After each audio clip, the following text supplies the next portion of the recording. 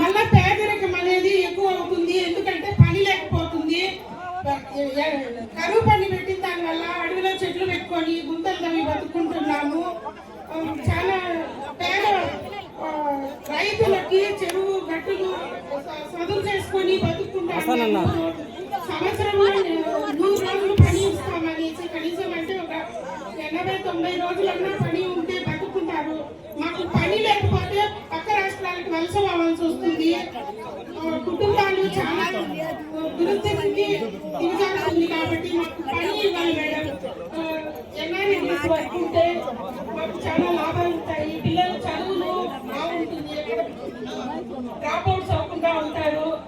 మాకు పని కూడా వేరే వాళ్ళ దగ్గర డబ్బులకి పోవాలి. అవసరం అయితేనే కదా ఇస్తారు. చేస్తాం మేడం. మాది శ్రీదేవి గ్రూప్ గ్రూప్ లో ఉన్నాం మేడం. ఉపాధి హామీలో కూడా నేను ఉంటాను మేడం. వారానికి ఎన్ని రోజులు ఉంటారు? వారంలో పని ఉంటే పోతాం మేడం. ఇంకోటి ఎన్ని రోజులు పని ఇస్తున్నారు? ఇప్పుడు ఇస్తున్నారా పని? ఇప్పుడు లేదు మేడం, ప్రస్తుతానికి లేదు మేడం. ఎందుకంటే వర్క్ లేదని నిలిపేస్తున్నారు మేడం.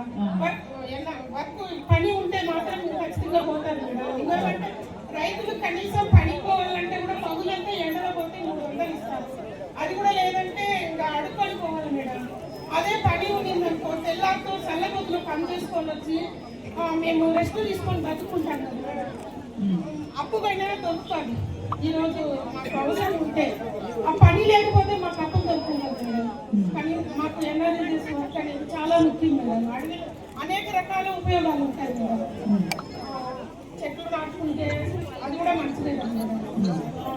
ఖచ్చితంగా ఎన్ఆర్జీఎస్ పని కానీ కావాలి. ఈ మధ్య పేమెంట్ బాగానే వస్తుందమ్మా? లేదు మేడం, లేట్ అయింది. అట్లా కాదు, పని జరిగినప్పుడు పేమెంట్ ఎంత తొందరగా వస్తుందో లేక ఎంత లేట్గా వస్తుంది? 2-3 నెలలు పడుతుంది. కొంతమంది ఫీల్డ్ అసిస్టెంట్లు అట్లే కూడా వాళ్ళ పేరులో కొంచెం ఇచ్చి కొంచెం కూడా తినేస్తారు. చెప్పా పట్టుకుంటారు లంచం కానీ మాకు పని కాలేదు మేడం. ఆటో ఛార్జీ మజ్జిగ వేస్తామని చెప్పినారు. ఫస్ట్ లో చిన్న పిల్లలు పెట్టుకునే దానికి ఆయాలు పెట్టామన్నారు. అవన్నీ ఏం లేదు, పని మాత్రం ఇస్తారు. అది కూడా కనీసం అంటే ఒక కంటిన్యూగా పని ఉండదు. పని చేస్తే డబ్బులు ఎప్పుడు వాళ్ళకి ఇష్టం వచ్చినప్పుడు ఇస్తారు మేడం. అది కూడా లంచం పట్టుకుంటారు. ఇంకా డబ్బులు ఇచ్చేటప్పుడు బ్యాంకు వాళ్ళు పేమెంట్ వాళ్ళ అకౌంట్ నుంచి అది కూడా కొంచెం ప్రాబ్లం అవుతుంది. కానీ పని మాత్రం జరిగినప్పుడు మీ గ్రామానికి సంబంధించిన పనులే జరుగుతున్నాయి. జరుగుతున్నాయి మేడం, ఖచ్చితంగా జరుగుతుంది. సో మీ గ్రామం బాగుపడడానికి అవసరమైన పనులే ఇస్తున్నారు.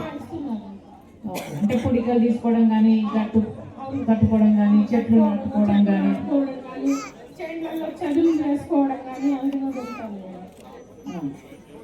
ఉపయోగం చాలా చాలా ఉపయోగం మేడం. కరువు పని లేకపోతే మళ్ళా బెంగళూరు బయట రాష్ట్రాలకు పోవాల్సి వస్తుంది. చాలా మంది ఉన్నారమ్మా మీ ఊర్లో? మా పెద్ద పంచాయతీ 16 పంచాయతీలు మా మండలంలో. ఎక్కడ రాసుకున్నారు? అంటే ఫీల్డ్ అసిస్టెంట్ వచ్చి అటెండెన్స్ వేస్తారు మేడం, మేము రాసుకుంటాం మేడం. అదే పథకం అయితే 100 రోజులు పని కల్పించాలి.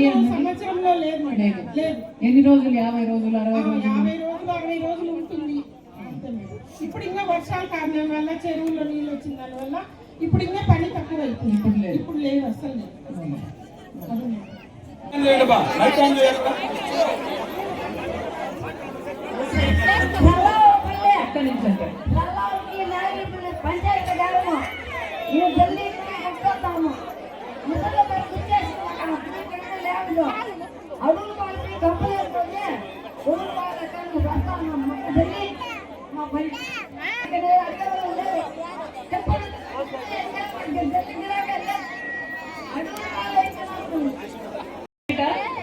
Very good.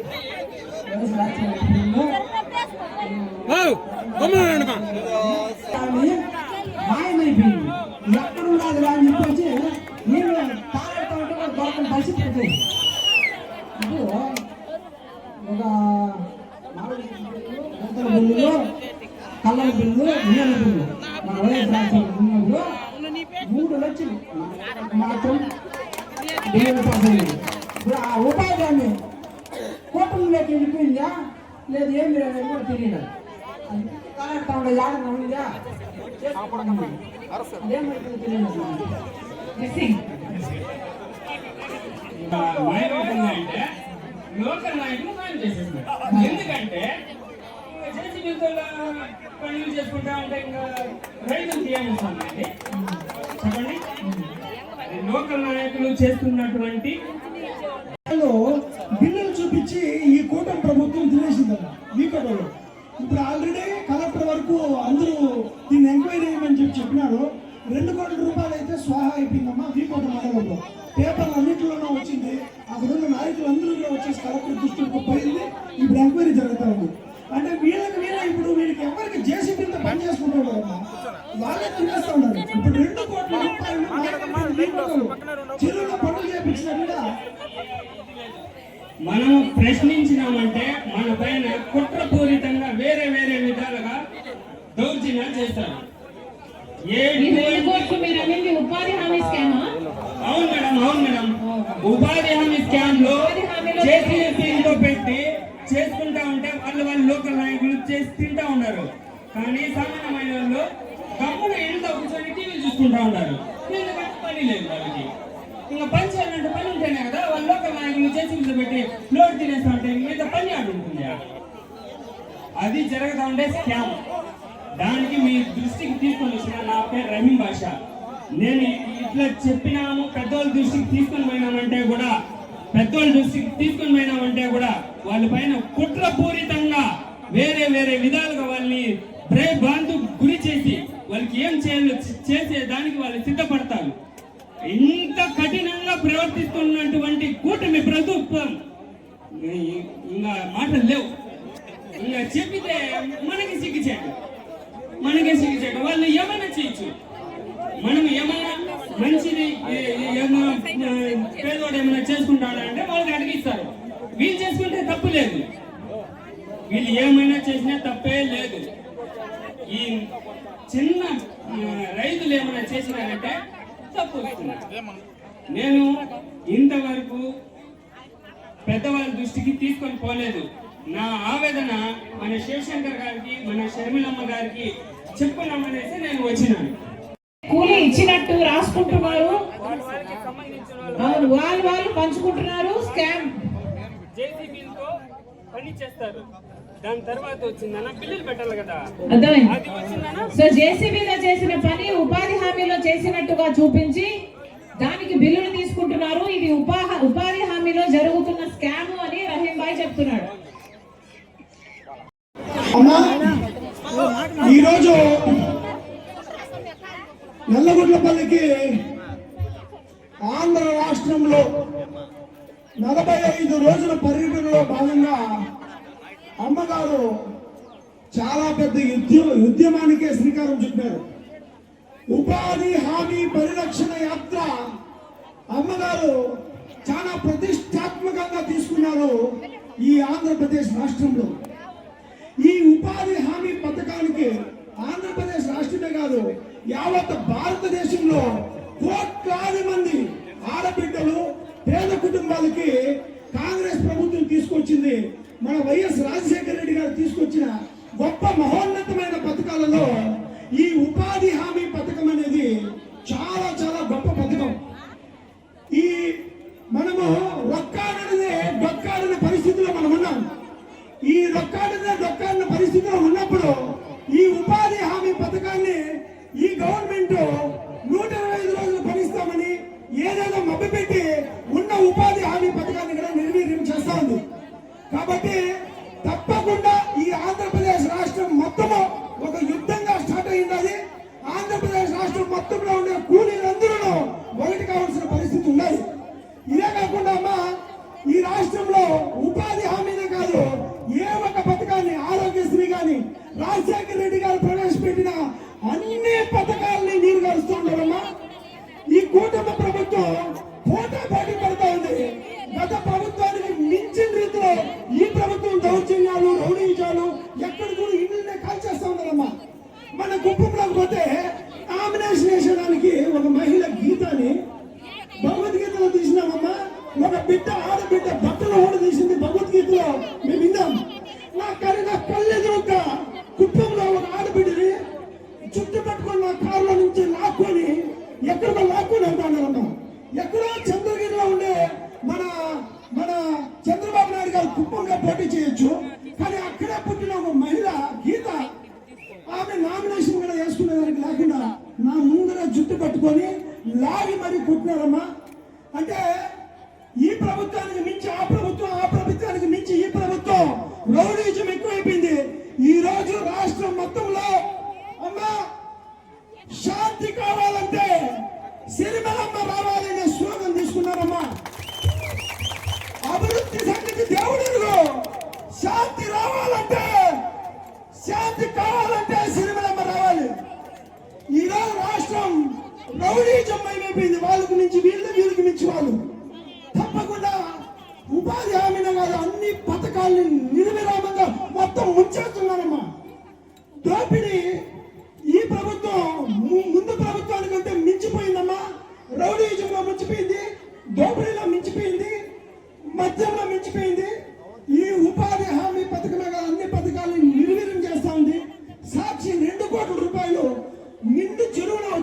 వాళ్ళు 2 కోట్ల రూపాయలు దోచుకున్నారమ్మా. ఇట్లా తప్పకుండా పాలన సంగతి దేవుడు అరుగు. మనకి శాంతి కావాలంటే రాష్ట్రంలో శర్మిలమ్మ రావాలి. ప్రతి ఒక్కరూ వచ్చేసి ఎదురు చూస్తున్నారమ్మా. శర్మిలమ్మ గారి నాయకత్వం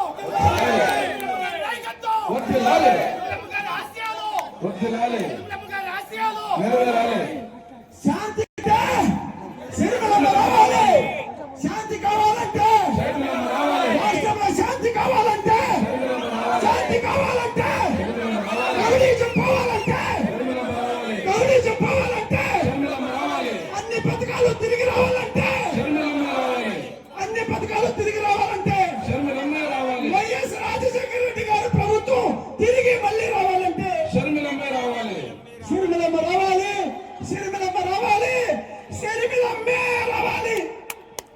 అందరికీ నమస్కారం. రాజశేఖర రెడ్డి బిడ్డ వస్తుందని, చూడాలి అని, వినాలి అని గ్రామం మొత్తం తరలి వచ్చింది. మీ పనులు మానుకొని నా కోసం మీరు సమయం చేసుకొని వచ్చారు. ప్రతి అన్నకు, ప్రతి తమ్ముడికి, ప్రతి అక్కకు, ప్రతి చెల్లికి, ప్రతి అమ్మకు, ప్రతి అయ్యకు మీ రాజశేఖర రెడ్డి బిడ్డ శిరస్సు వంచి చేతులు జోడించి మనస్ఫూర్తిగా నమస్కరించుకుంటున్నాం. గ్రామం కాదు నాయన, జిల్లా. 5 సంవత్సరాలు ముఖ్యమంత్రిగా ఉంటే ఎన్నో అద్భుతమైన పథకాలను అద్భుతంగా అమలు చేసి చూపారు రాజశేఖర రెడ్డి గారు. ఉచిత విద్యుత్తో మొదలు పెట్టాడు రాజశేఖర రెడ్డి గారు. ఆ తర్వాత రుణమాఫీ అయితేనేమి, ఆరోగ్యశ్రీ అయితేనేమి, ఫీజు రీయింబర్స్మెంట్ అయితేనేమి, లక్షల మంది పేదలకు ఇందిరమ్మ ఇల్లు ఇవ్వటం అయితేనేమి, అసైన్డ్ భూములు ఎంతో మందికి పేదలకు ఇవ్వడం అయితేనేమి, 108 అయితేనేమి, ఇలాంటి 1 కాదు 2 కాదు ఎన్నో అద్భుతమైన పథకాలను బ్రహ్మాండంగా అమలు చేసి చూపాడు రాజశేఖర రెడ్డి గారు. పావలా వడ్డీ రుణాలు, ఇంతమంది మహిళలు ఉన్నారు ఇక్కడ, ఇంకా గుర్తే ఉండుంటుంది మీకు. పావలా వడ్డీ రుణాలు ఇస్తే ఎంతో మంది మహిళలు అది తీసుకొని ఆ రోజుల్లో ఏదో చిన్న పని చేసుకొని వాళ్ళ కుటుంబాలకి ఆసరాగా నిలబడ్డారు ఎంతో మంది మహిళలు.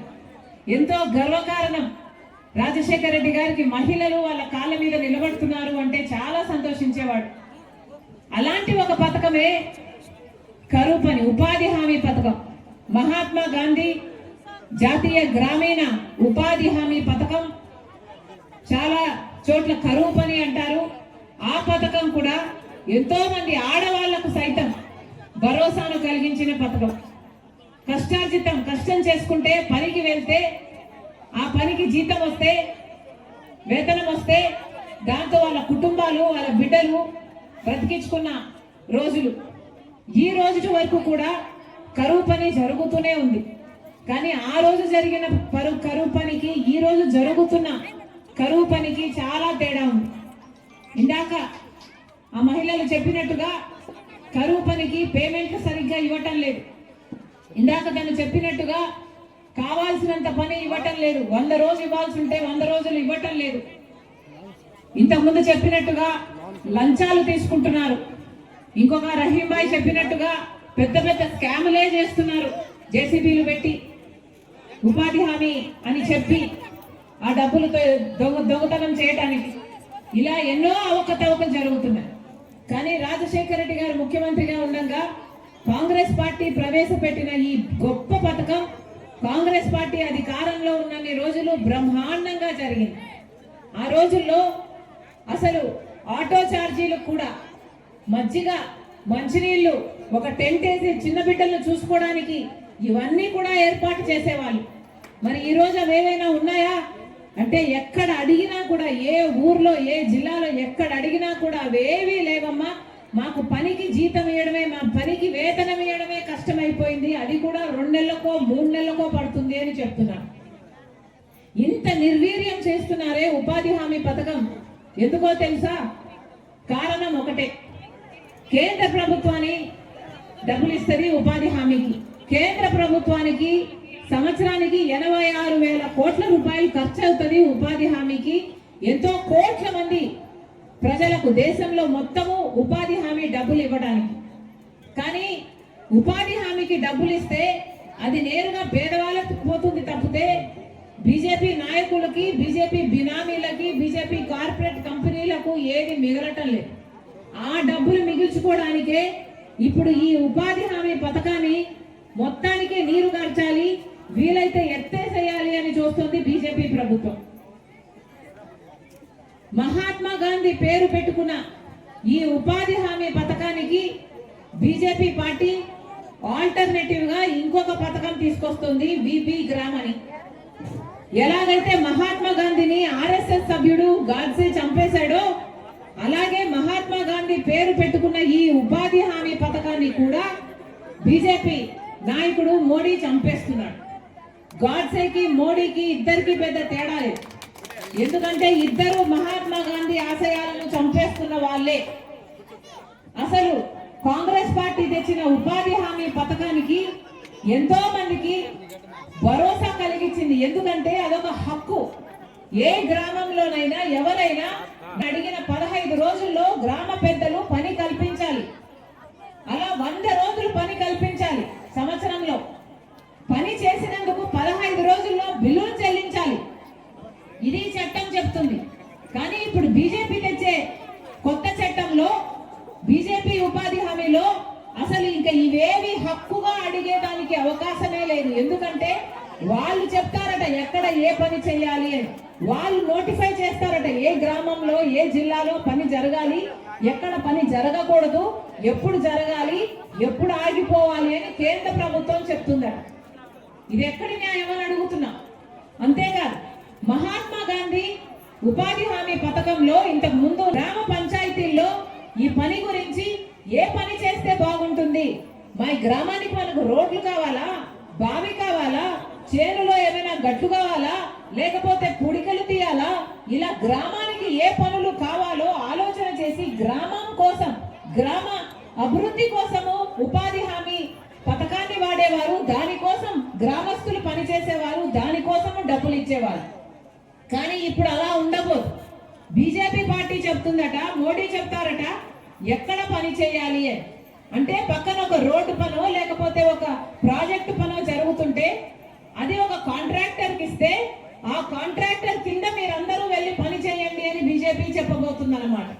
అంటే ఇప్పుడు గ్రామంలో ఇక పనులు జరగవు, ఆ పక్కన కాంట్రాక్టర్ కి లేబర్ సప్లై చేసే యంత్రాంగాలుగా గ్రామాలన్నీ తయారైపోతున్నాయి అన్నమాట. ఇది ఎక్కడి న్యాయం అని అడుగుతున్నా. పెద్ద పెద్దగా అడ్వర్టైజ్మెంట్లు ఇస్తున్నారే. కాంగ్రెస్ పార్టీ తెచ్చిన ఈ ఉపాధి హామీ అయితే 100 రోజులే, మేము 125 రోజులు ఇస్తాము అని బీజేపీ పార్టీ ఇప్పటికే పోస్టర్లు హోర్డింగ్లు వేస్తుంది చాలా చోట్ల. వీళ్ళు చెప్తున్న 125 రోజులు పని ఇస్తాము అన్నది ఒక పెద్ద బూటకం.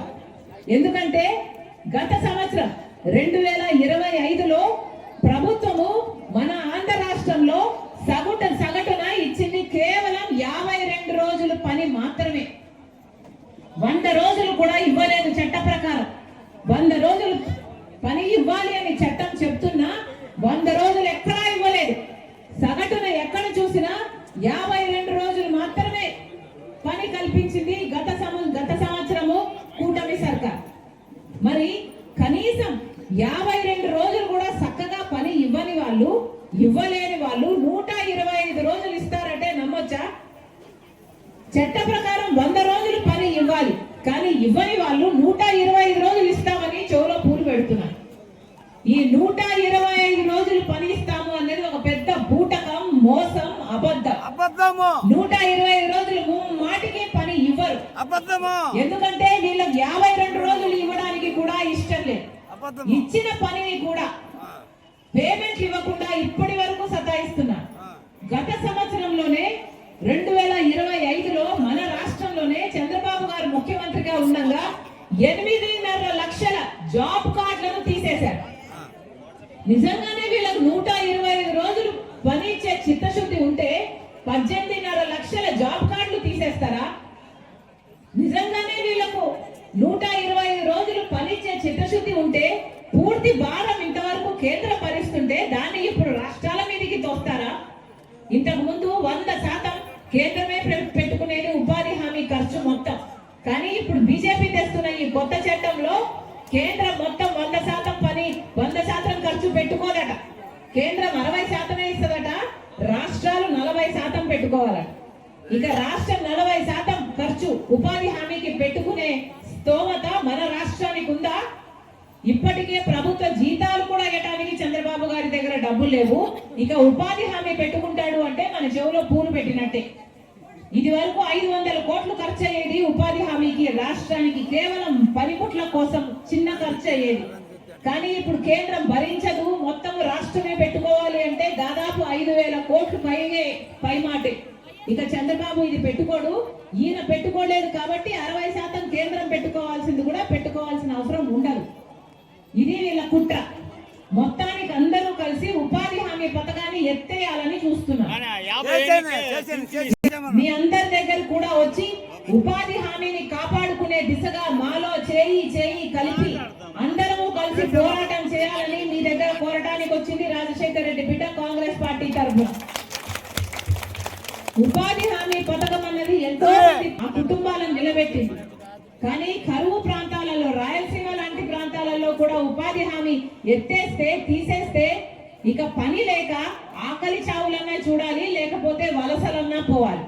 ఇప్పటికే డిగ్రీలు పీజీలు చదువుకున్న బిడ్డలు ఎంతో మందికి ఉద్యోగాలు రాక అల్లాడిపోతున్నారు. ఇక ఉన్న పని ఉపాధి హామీ పని కూడా పోతే ఇక కుటుంబాలన్నీ ఏం కావాలి? అందుకే హామీని తీసేయటానికి వీల్లేదు. మహాత్మా గాంధీ జాతీయ గ్రామీణ ఉపాధి హామీ పథకాన్ని యథావిధిగా నడిపించాలి.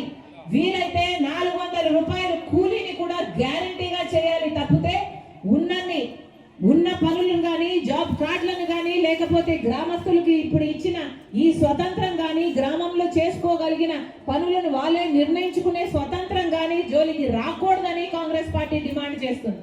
మీ అందరి తరఫున ఈ ఒక్క సమస్య కాదు, ఉపాధి హామీ కాదు, ఆరోగ్యశ్రీ అయినా, ఫీజు రీయింబర్స్మెంట్ అయినా, బిడ్డలకు ఉద్యోగాలైనా, రైతుల సమస్యలైనా ఈ రోజుల్లో చాలా సమస్యలు ఉన్నాయి. వీటన్నిటి మీద కాంగ్రెస్ పార్టీ మీతో కలిసి పోరాటం చేయడానికి సిద్ధంగా ఉందని మరొకసారి చెప్తూ, ఇంతమంది చేరి వచ్చినందుకు మరొకసారి ప్రతి అన్నకు, ప్రతి తమ్ముడికి, ప్రతి అక్కకు, ప్రతి చెల్లికి రాజశేఖర రెడ్డి బిడ్డ శిరస్సు వంచి చేతులు జోడించి స్ఫూర్తిగా కృతజ్ఞతలు. జోహార్ వైఎస్ఆర్, జై కాంగ్రెస్, జై కాంగ్రెస్. ఇప్పుడు దయచేసి భోజనం అంతా కూడా ఇక్కడికే తీసుకొని వస్తారు. ఎవరు కూడా నిశ్శబ్దంగా ఇక్కడే ఉండండి. ఇదే వేదిక వద్దకు